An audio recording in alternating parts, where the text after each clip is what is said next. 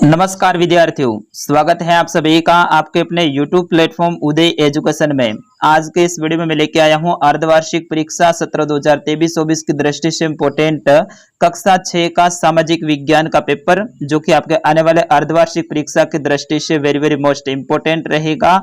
और आप सभी विद्यार्थियों के लिए ये पेपर है, ये वरदान साबित होने वाला है। तो आप सभी विद्यार्थियों से निवेदन रहेगा, वीडियो को अंत तक देखिएगा, वीडियो को लाइक और चैनल को सब्सक्राइब जरूर कर दीजिएगा। आपका अपना चैनल है, यहाँ पे आपके कक्षा 6 की पूरी तैयारी करवाई जाएगी। विद्यार्थियों, वीडियो की शुरुआत करूं उससे पहले आप कहां से इस वीडियो को देख रहे हैं एक बार कमेंट करके जरूर बताइएगा। पहला प्रश्न है, ये पूरा आप सभी को पेपर देखना है तभी आपको समझ में आएगा। पहला प्रश्न है कि सही उत्तर का चुनाव कीजिए। इसमें पहला देखिए, देशांतर रेखाओं की कुल संख्या कितनी है? 360, 180, 90, 240। तो विद्यार्थियों, इसका सही आंसर क्या होगा आप जरूर मुझे कमेंट करके भी बता सकते हैं। बाकी देशांतर रेखाओं की कुल संख्या है वो 360 होती है। बढ़ते हैं अगले प्रश्न की ओर। अगला प्रश्न है, पृथ्वी की सूर्य के चारों ओर की गति को कहा जाता है? यानी पृथ्वी सूर्य के चारों ओर घूमती है, उसे क्या कहा जाता है? घूर्णन, परिक्रमण, झुकाव या फिर उपयुक्त सभी? तो विद्यार्थियों, इसका सही आंसर होगा पृथ्वी की सूर्य के चारों ओर की गति को है परिक्रमण कहा जाता है। क्या कहा जाता है?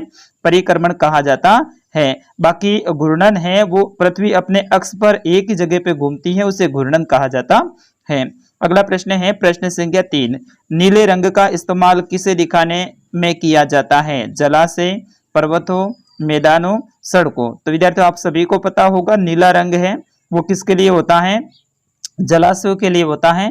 तो बिल्कुल ऑप्शन नंबर क रहेगा इसका सही आंसर। नीले रंग का उपयोग है अपन जलाशयों को दिखाने के लिए करते हैं, तो इसका ऑप्शन नंबर क रहेगा सही आंसर। अगला प्रश्न है, प्रश्न संख्या 4, वायुमंडल में किस गैस का प्रतिशत सर्वाधिक है? तो विद्यार्थियों, वायुमंडल में सबसे ज्यादा प्रतिशत पे कौन सी गैस है? नाइट्रोजन है। कितनी है? 78% है। विद्यार्थियों, कितनी है?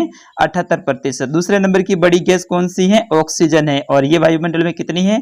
21% है। तो ये भी आप ध्यान रखना। बढ़ते हैं अगले प्रश्न की ओर। अगला प्रश्न है वो आपका है प्रश्न संख्या 2, रिक्त स्थान की पूर्ति कीजिए, यानी खाली जगह को भरना है। बिल्कुल इंपॉर्टेंट ये प्रश्न है सारे के सारे। तो खाली जगह में पहले देखिए, तारों की एक बहुत बड़ी प्रणाली को क्या कहा जाता है? तो तारों की एक बहुत बड़ी प्रणाली को आकाश गंगा कहा जाता है। क्या कहा जाता है? आकाश गंगा कहा जाता है। यहाँ पे देखिए तारों का, ठीक है ना, यहाँ पे लिख देना तारों। तारों का एक समूह जो विभिन्न प्रतिरूपों का निर्माण करता है, उसे तारामंडल कहा जाता है। क्या कहा जाता है? तारामंडल कहा जाता है। और अगला है कि मकर रेखा पर स्थित है। तो मकर रेखा कितने डिग्री पे स्थित है?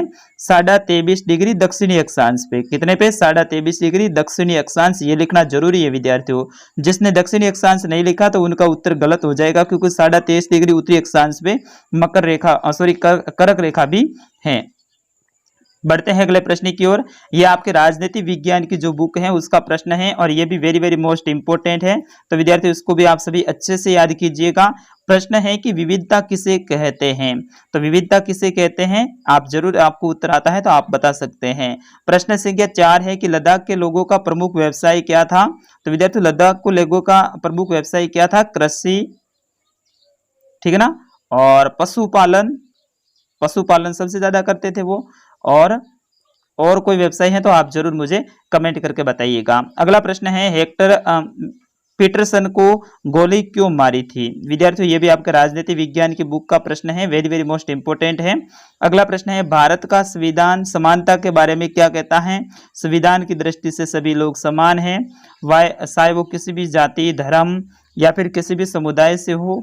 संविधान की दृष्टि से सभी के ऊपर समान कानून लागू होते हैं। प्रश्न संख्या 7, ग्राम सभा और ग्राम पंचायत के बीच में फर्क क्या है? तो ये भी वेरी वेरी मोस्ट इंपोर्टेंट है, राजनीति विज्ञान की बुक का प्रश्न है। अब आपके जो प्रश्न आ रहे हैं वो आ रहे हैं आपके भूगोल की बुक के, और ये भी इंपोर्टेंट है। ग्रह और तारों में अंतर लिखिए। ग्रह आकार में छोटे होते हैं जबकि तारे आकार में बड़े होते हैं। ग्रह सूर्य के चारों ओर चक्कर लगाते हैं जबकि तारे हैं अपनी जगह पर स्थिर रहते हैं। ग्रह है वो संख्या में 8 है जबकि तारे संख्या में अनगिनत है। इस तरह से इनके बारे में आपको अंतर लिखना है। अगला प्रश्न है प्रश्न संख्या 9, कर्क रेखा का अक्षांशीय मान कितना है? मैंने पहले ही कहा था कर्क रेखा और मकर रेखा दोनों को अच्छे से याद कर लीजिएगा। तो कर्क रेखा का अक्षांशीय मान आपको बताना है। तो कर्क रेखा का अक्षांशीय मान है वो है 23.5 डिग्री, 23.12 उत्तरी अक्षांश, ठीक है ना, उत्तरी अक्षांश, ये है कर्क रेखा का अक्षांशीय मान। अगला प्रश्न है कि पृथ्वी के अपने अक्ष का झुकाव कोण क्या है? तो पृथ्वी का अपने अक्ष का झुकाव कोण है वो है 66.5 डिग्री। कितना है? 66.5 डिग्री। अगला है मानचित्र के 3 घटक कौन कौन से हैं? तो मानचित्र के 3 घटक हैं दूरी, दिशा, प्रतीक। दूरी, दिशा, प्रतीक, ये मानचित्र के 3 घटक हैं। बढ़ते हैं अगले प्रश्न की ओर। अगला प्रश्न है प्रधान दिग बिंदु कौन कौन से हैं? बिल्कुल इजी सा प्रश्न है विद्यार्थियों। प्रधान दिग बिंदु कौन कौन से हैं? दिग बिंदु का मतलब है दिशा सूचक। तो दिशा सूचक कौन से? उत्तर, दक्षिण, पूर्व, पश्चिम, 4 दिग बिंदु हैं। तो यहाँ पे लिखना है उत्तर, दक्षिण, पूर्व, पश्चिम। अगला प्रश्न है कि पृथ्वी के 4 परिमंडल कौन कौन से हैं? ये वेरी वेरी मोस्ट इंपोर्टेंट प्रश्न है। आगे वाले प्रश्न थोड़े बड़े हैं। राजस्थान को कितने संभागों में विभाजित किया जाता है? उनके नाम लिखिए। तो राजस्थान में वर्तमान में कितने संभाग है? 10 संभाग है विद्यार्थियों, पहले थे 7। तो वर्तमान में कितने संभाग हैं? 10 संभाग हैं, उनके नाम लिखने हैं। तो एक हो जाएगा जयपुर, भरतपुर, ठीक है, फिर उसके बाद में बीकानेर, फिर उसके बाद में जोधपुर, कोटा, अजमेर, तो ये हो गए आपके 6। फिर उसके बाद में उदयपुर, ये पहले वाले 7 संभाग है और 3 संभाग और बने हैं। एक बना आपका सीकर संभाग, एक बना आपका बांसवाड़ा और एक बना है पाली संभाग। तो इस तरह से आपके ये 10 संभाग है। 10 से संभागों के नाम आपको अच्छे तरह से याद होने चाहिए। बढ़ते हैं अगले प्रश्न की ओर। अगला प्रश्न है कि राजस्थान के किन्हीं 3 प्रमुख दुर्गों के नाम लिखिए। बिल्कुल इजी सा प्रश्न है। राजस्थान के 3 दुर्गों के नाम लिखने हैं। तो एक लिख देना है आपको मेहरानगढ़ का दुर्ग, मेहरानगढ़ दुर्ग। एक लिख देना आपको कुंभलगढ़ दुर्ग, कुंभलगढ़ दुर्ग राजसमंद, इस तरह से आप लिख सकते हैं, या फिर कुंभलगढ़ में, मेहरानगढ़ जोधपुर में, और एक लिख सकते हैं तारागढ़ अजमेर। इस तरह से आप 3 दुर्गों के नाम, सोनार का किला, जैसलमेर वगैरह खूब सारे किले हैं, ठीक है ना। अगला प्रश्न है वो है प्रश्न संख्या 16। खेती करने वाले लोग एक ही स्थान पर लंबे समय तक क्यों रहते थे? तो विद्यार्थियों खेती करने वाले लोग लंबे समय तक एक ही स्थान पर इसलिए रहते थे क्योंकि खेती को, बीज को बोने से लेकर पकने तक उसमें कई सारे कार्य निहित थे, यानी उसके अंदर कई सारे कार्य करने पड़ते थे, जैसे कि फसलों में सिंचाई यानी जल देना, उसमें खरपतवार को हटाना, उसको जंगली जानवरों से बचाव करना, उसकी रक्षा करना, इस तरह से कई सारे कार्य निहित थे। और उन कार्यों को करने के लिए खेती करने वाले लोग एक ही स्थान पर लंबे समय तक रहते थे। प्रश्न संख्या 17 है कि आखेटक खाद्य संग्राहक आग का उपयोग किन किन चीजों के लिए करते थे? तो आग का उपयोग है वो जंगली जानवरों से अपना बचाव के लिए, यानी जंगली जानवरों से सुरक्षा के लिए करते थे, भोजन पकाने के लिए करते थे। किसके लिए? भोजन पकाने के लिए करते थे। इस तरह से आपको ये लिखना है। बढ़ते हैं अगले प्रश्न की ओर। प्रश्न संख्या 18। सूर्य से उसकी दूरी के अनुसार सभी ग्रहों के नाम लिखिए। तो सूर्य से उसकी दूरी के अनुसार सभी ग्रहों के नाम आपको लिखने हैं। बुध, शुक्र, पृथ्वी, मंगल, बृहस्पति, शनि, यूरेनस और नेपच्यून, अरुण और वरुण, इसका नाम आपको पता ही है। तो इस तरह से आपको सभी ग्रहों के नाम लिखने हैं।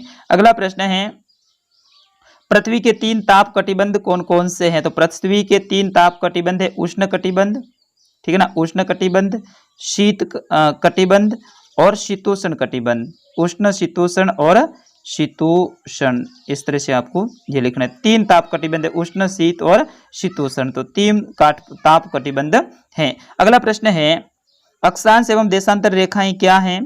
घूर्णन एवं परिक्रमण को परिभाषित कीजिए। तो पृथ्वी का अपने अक्ष पर घूमना घूर्णन कहलाता है। पृथ्वी का सूर्य के चारों ओर चक्कर लगाना परिक्रमण कहलाता है। पृथ्वी एक घूर्णन है वो 24 घंटे में पूरा करती है, जबकि पृथ्वी एक परिक्रमण है वो 365 दिन और 6 घंटे में पूरा करती हैं। अगला प्रश्न है कि ग्लोब की अपेक्षा मानचित्र अधिक सहायक क्यों होते हैं? तो ग्लोब है वो बड़ा होता है जबकि मानचित्र है वो छोटा होता है।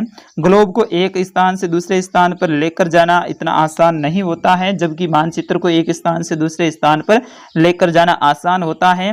ग्लोब पर पूरी पृथ्वी को बड़े रूप में दिखाया गया है, जबकि मानचित्र में पृथ्वी के लघु रूप को भी अपन दर्शा सकते हैं। तो इस तरह से आप इनके बारे में बता सकते हैं। अगला प्रश्न है कि राजस्थान के 50 जिलों के नाम लिखिए। तो सभी नए जिले हैं उनके भी नाम आपको लिखना है। इस तरह से ये आपके कक्षा 6 का सामाजिक विज्ञान का पेपर है। पूरा का पूरा पेपर मैंने समझाया है, अच्छे से समझाने का प्रयास किया है। जिन जिन विद्यार्थियों ने इस पेपर को अंत तक देखा है उनको अच्छे नंबर लाने से कोई भी नहीं रोक सकता है, और मैं आपके असफलता की अग्रिम शुभकामनाएं देता हूं। फिर मिलता हूं अगले पेपर में। अगला पेपर आपको कौन से विषय का चाहिए आप जरूर मुझे कमेंट करके बताइएगा। तो फिलहाल के लिए इस पेपर में इतना ही। नमस्कार, जय हिंद।